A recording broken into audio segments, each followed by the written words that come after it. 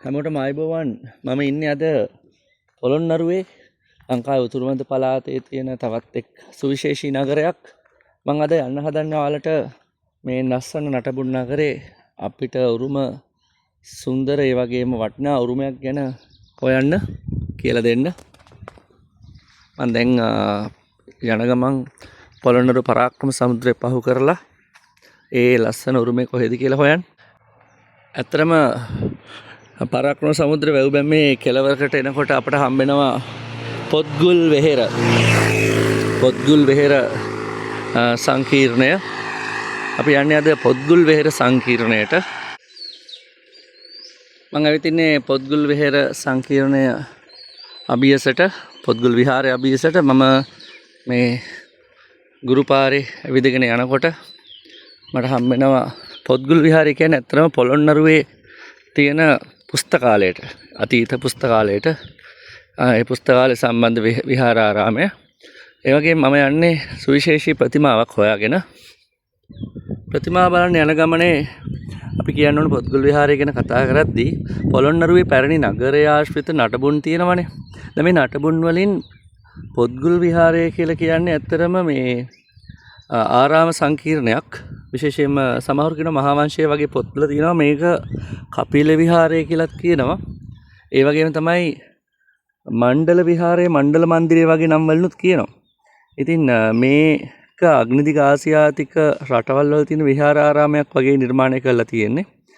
ඉතින් පොත්ගුල් විහාරයට උතුරෙන් තියෙන මේ පර්වතයේ මහා පරාක්‍රම බාහු රජතුමාගේ සැලකෙන ප්‍රතිමාව හොයාගෙන තමයි මම මේ යන්නේ. ප්‍රතිමාව සමීපයේ අපිට බලන්න පුළුවන් පැරණි ස්තූපයක් ලෙස සැලකෙන දැනට ගරාවෙట్లా ගියපු පස්කන්ධ කොටස්. ඉදිරි කාලයේ ඉතින් කැණීම් කරද්දී ඒ අනාගතේන පුරාවිද්‍යාඥයන්ට මේ චෛත්‍යයන් මතු කර ගැනීමට හැකියාව ලැබේවි. මම හොයාගෙන ආව ප්‍රතිමා සමීපයට ආවා. ලංකාවේ බොහෝ දෙනා මේ ප්‍රතිමාව ආසන්නයට ඇවිල්ලා නැහැ. ඉතින් මම ආරාධනා කරනවා ඔයාලා ඇත්තටම ළඟට ඇවිල්ලා නැත්නම් ඇවිල්ලා බලන්න. මම කියන මේ කාරණා එක්ක වටාස හිතේවි මේ ප්‍රතිමාව ළඟට ඇවිල්ලා බලන්න.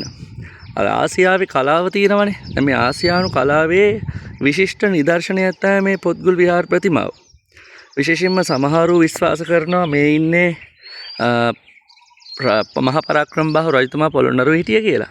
ඒ කියන්නේ ක්‍රිස්තු වර්ෂ 1153 ඉඳලා 1186 දක්වා ලංකාව දිග්විජය කරලා ඒ වගේම රටවල් පවා ආක්‍රමණය කරපු, බුරුමය, ඉන්දියාව වගේ රටවල් වලටත් ප්‍රහාර එල්ල කරපු මහා පරාක්‍රම බාහු රජතුමා තමයි මේ ඉන්නේ කියලා විශ්වාස කරන්නේ. නමුත් බොහෝ පඬිවරු එහෙම නැත්නම් බොහෝ විද්වතුන් කියලා තියෙනවා පුලස්ත්‍ය ඉසිවරයා වෙන්න පුළුවන්. එහෙම නැත්නම් කපිල ඉසිවරයා, එහෙම නැත්නම් අගස්ත්‍ය ඉසිවරයා, මේ වගේ ඉසිවරයෙක් වෙන්නත් පුළුවන් කියලා. ඉතින් අපි බලමු දැන් ළඟටම ගිහිල්ලා මේ පිළිමේ අපිට මොනවද ඉගෙන ගන්න තියෙන්නේ කියලා. මම පිළිමේ ළඟට ආවා. අපිට පේනවා මේ පිළිමේ ළඟට ගියාම මේ පිළිමේ ඇත්තටම අපිට ඉගෙන ගන්න ගොඩක් දේවල් තියෙනවා. ඉහළින්ම පේන්නේ ඇත්තටම මේ රජතුමා සම්බන්ධව ඇත්තටම රජතුමා ඔටුන්නක් පැලඳගෙන ඉන්නවා කියලා අපි හිතන් ඉන්නවා. නමුත් රජතුමා ඇත්තටම ඔටුන්නක් පැලඳගෙන නෙමෙයි මෙතන ඉන්නේ. මෙතන කොණ්ඩය සමග ඒ ජටාවක් වගේ එකක් තමයි මේව කරලා තියෙන්නේ. ඒ වගේම රජතුමාගේ දිග රැවුලක් තියෙන විත්තිය පේනවා. අපිට ඒකෙන් පේන රජතුමාගේ පාණ්ඩිත්වය වෙන්න පුළුවන්. ඒ වගේම තමයි රජතුමාගේ මනාව සැකසුණු ඒ සිරුර අපූර්වට මේ කැටයම් කරලා තියෙනවා මේ කළුගලේ විශිෂ්ට. ඒ වගේම මේ රජතුමාගේ අත් දෙකේ තියෙන්නේ මොකද්ද? ගොඩක් අය මේ අත් දෙක ගැන කතා කරනවා. මේ අත් දෙකේ තියෙන්නේ සමහර කෙනා පුස්කොළ පොතක් කියලා. පුස්කොළ පොතක් වෙන්නත් පුළුවන්. මොකද මහා පරාක්‍රම බාහු රජතුමා පාණ්ඩිත්වෙන් පිරි කෙනෙක්.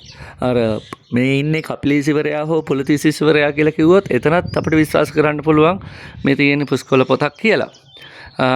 මොනවා වුණත් මේ සමහර දෙනා විශේෂයෙන්ම මහාචාර්යවරු පැහැදිලි කරනවා මේ තියෙන්නේ පුස්කොළ පොතක් නෙමෙයි වියගහක් කියලා.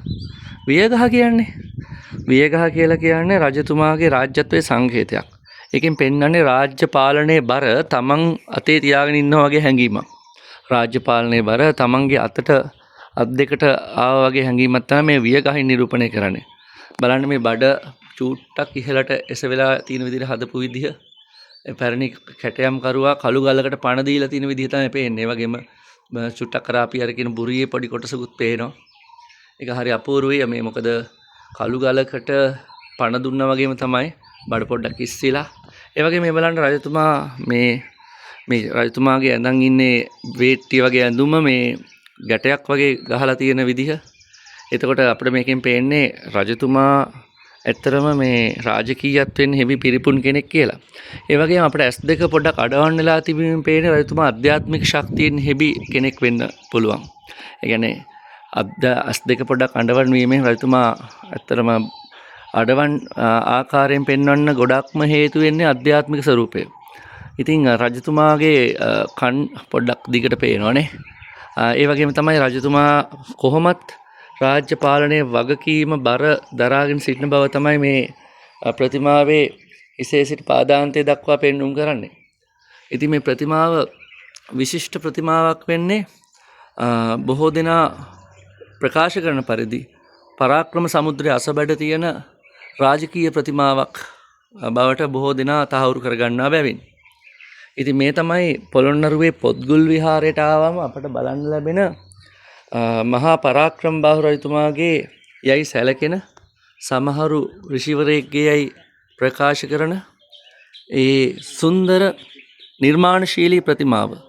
ඒ වගේම තමයි අපිට පේනවා තවත් කැටයම් කිහිපයක් රජමාලිගාවේ රජතුමාගේ මේ පිළිමේ නෙල්ල තියෙන ගල් පර්වතයත් එක්ක ඒකත් අපිට බලන්න පුළුවන්. මා පෙර සඳහන් කර පරිදි දැන් අපි ඇවිල්ලා ඉන්නේ පොළොන්නරුවේ පොත්ගුල් විහාර සංකීර්ණයට. දැන් පොත්ගුල් විහාර සංකීර්ණයට ඇතුල් වෙනකොටම පරාක්‍රම බාහු රජතුමාගේ ප්‍රතිමාව අපි නිරීක්ෂණය කරා. ඊට පස්සේ අපි යන්නේ අර පොත්ගුල් විහාරයේ හෙවත් පොත්ගුල කොහෙද තිබුණේ? ඒ කියන්නේ පොළොන්නරුවේ පුස්තකාලය කොහෙද තිබ්බේ කියලා හොයලා බලන්න. ඉතින් පැහැදිලිවම අපිට පේනවා මේ තියෙන්නේ ඒ කාලේ ආරාම සංකීර්ණයක්. මේකට අපි කියනවා පොත්ගුල් විහාරය කියලා. ඇත්තටම ගොඩක් දෙනා මේ පොළොන්නරුවේ නටබුන් බලන්න ඇවිල්ලා මේ කොටසට එනවා අඩුයි. මේ පැරණි විහාර සංකීර්ණයේ දෙස අපි පොඩ්ඩක් හොයලා බලද්දී අපිට පේන කාරණා ගොඩක් තියෙනවා. ඇත්තටම ඉස්සර පොළොන්නරුවේ තිබුණු හොඳම පොත්පත් ටික දැන් ලංකාවට අයිති වෙලා තිබුණා කියලා කියනවා මේ ඔය මේ බෙහෙත් හේත් පොත්පත්. ඒ වගේම තමයි අපේ රට රාජ්‍ය පාලනය සම්බන්ධ පොත්පත්. බොහෝ පොත්පත් තිබුණු තැනක්.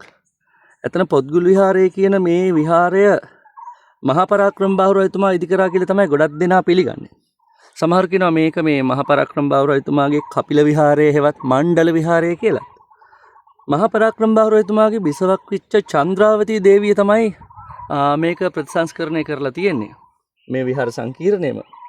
ඒ වගේම තමයි මේ ලංකාවේ තියෙන පැරණිම පුස්තකාල සංකීර්ණයක් වෙන්න පුළුවන්. මෙහි කැපිලා පේන ලක්ෂණයක් තමයි මේ ගඩොල් ගොඩනැගිල්ල. දැන් මේ ගඩොල් ගොඩනැගිල්ලේ හතර වටේට පරිවාර ස්තූප හා නිවාසික කුටි තිබිලා තියෙනවා.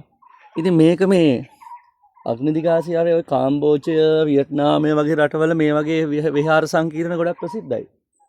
කාම්බෝජයේ මට මතකයි මියන් බියන් කියන විහාරයේ සැලැස්මත් මේ වගේ. ඉතින් පැහැදිලිවම අපට පේනවා හතර වටේම තියෙන්නේ නේවාසික කුටි හා මේ තියෙන්නේ මේ අපි දැන් මේ පොත්ගුල් විහාරයට නැගලා එනකොට ඇත්තටම අද මම විතරයි ඉතිහාසය ඉගෙන ගන්න ඇවිල්ලා තියෙන්නේ වගේ කවුරුත් නැහැ විහාර සංකීර්ණේ. මේ තියෙන්නේ මේ පරිවාර ස්තූප හතර පැත්තෙන් තියෙනවා. එතකොට මේ මැද තියෙන්නේ චෛත්‍යයක හැඩේ මණ්ඩපයක් වගේ. ඉතින් මේ පුස්තකාලේ මේ ආසන්නේ මේ මණ්ඩපය ඇතුලේ සහ මේ නිවාසික කුටි ආසන්නේ තියෙන්නේ නැති. ඉතින් ඇයි මේ විනාශ වුනේ මේවා? පැහැදිලිවම කාලිංග මාර්ගගේ ආක්‍රමණය මේකට හේතු වෙන්නේ නැති. 1215 දී කාලිංග මාර්ගය ඇවිල්ලා ලංකාව වනසනවනේ. පුච්චනවනේ ගොඩක් දේවල්. ඉතින් මේ වටකුරු ආකාරයෙන් තියෙන මේ මණ්ඩපය ඇතුළ මම ඉතා දුරස්තව පෙන්වන්නම් වටකුරු ස්වරූපේ.